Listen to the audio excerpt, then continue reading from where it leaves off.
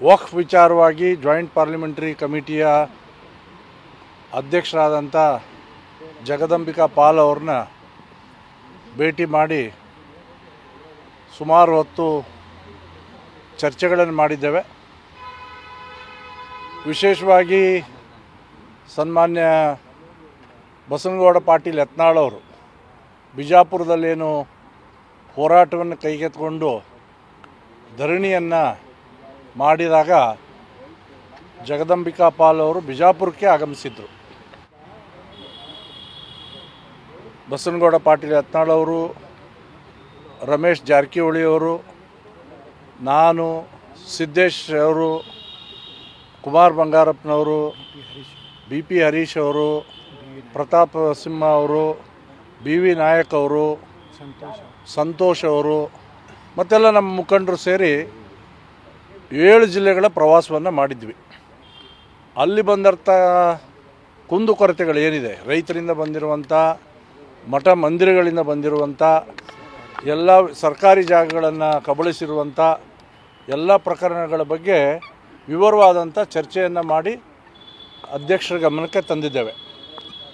ಅವರು ಅಲ್ಲೇ ಅವರ ಅಧಿಕಾರಿಗಳಿಗೆ ನಿರ್ದೇಶನವನ್ನು ಕೊಟ್ಟಿದ್ದಾರೆ. ನಾಳೆ ಇದರ ಸಂಪೂರ್ಣ ಮಾಹಿತಿಗಳನ್ನು, ಡಾಕ್ಯುಮೆಂಟ್ ಸಮೇತ ಏನೇನಿದೆಯೋ ನಾವು ಕೊಡಲಿಕ್ಕೆ ಬಂದಂಥ ಎಲ್ಲ ಮಾಹಿತಿಗಳನ್ನು ಕೇಸ್ ಟು ಕೇಸ್ ಅದರ ಮಾಹಿತಿಗಳನ್ನು ತಗೊಳ್ಳಿ ಮತ್ತು ಜಾಯಿಂಟ್ ಪಾರ್ಲಿಮೆಂಟರಿ ಕಮಿಟಿ ಮುಂದೆ ಈ ವಿಷಯ ಬರಬೇಕು ಮತ್ತು ರೈತರನ್ನ ಬಾಧಿತರು ಯಾರ್ಯಾರಿದ್ದಾರೆ, ಮಠಾಧೀಶರಾಗಿರ್ಬೋದು ಅಥವಾ ಸರ್ಕಾರಿ ಜಮೀನುಗಳಲ್ಲಿ ಶಾಲೆಗಳಿದೆ ಅಂಥ ಸ್ಥಳಗಳಾಗಿರ್ಬೋದು, ಸರ್ಕಾರಿ ಅಧಿಕಾರಿಗಳನ್ನು ಅಂಥವ್ರನ್ನೆಲ್ಲ ಕರೆಸಬೇಕು ಕಮಿಟಿ ಮುಂದೆ ಅನ್ನುವಂಥ ಸಲಹೆಯನ್ನು ಕೂಡ, ನಿರ್ದೇಶನವನ್ನು ಕೂಡ ಅವರ ಅಧಿಕಾರಿಗಳಿಗೆ ಕೊಟ್ಟಿದ್ದಾರೆ. ನಾಳೆ ಇದರ ಸಂಪೂರ್ಣ ವಿವರಗಳನ್ನು ಕೂಡ ನಾವು ಅಧಿಕಾರಿಗಳಿಗೆ ತಲುಪಿಸುವಂಥವರಿದ್ದೀವಿ.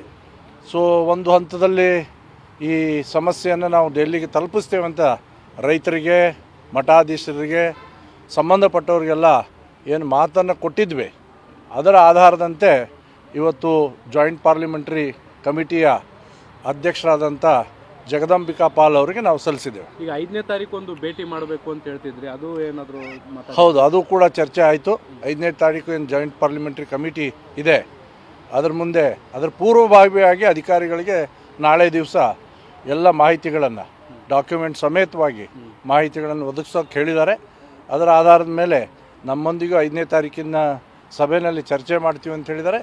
ಅದರ ಆಧಾರವಾಗಿ ಇಟ್ಕೊಂಡು ರೈತರನ್ನ, ಮಠಾಧೀಶರನ್ನು ಕೂಡ ಕಮಿಟಿ ಮುಂದೆ ಅಧಿಕಾರಿಗಳು, ಸರ್ಕಾರಿ ಅಧಿಕಾರಿಗಳು, ಕರ್ನಾಟಕ ಸರ್ಕಾರದ ಅಧಿಕಾರಿಗಳನ್ನು ಕೂಡ ಈ ಕಮಿಟಿ ಮುಂದೆ ಕರಿತೇವೆ ಅನ್ನುವಂಥ ಮಾತನ್ನು ಹೇಳಿದ್ದಾರೆ. ಸರ್, ಈಗ ನೀವು ಈಗಾಗಲೇ ದಾಖಲೆಗಳನ್ನ ಸಲ್ಲಿಕೆ ಮಾಡಿ ವರದಿ ಕೊಟ್ಟಿದ್ದೀರಿ.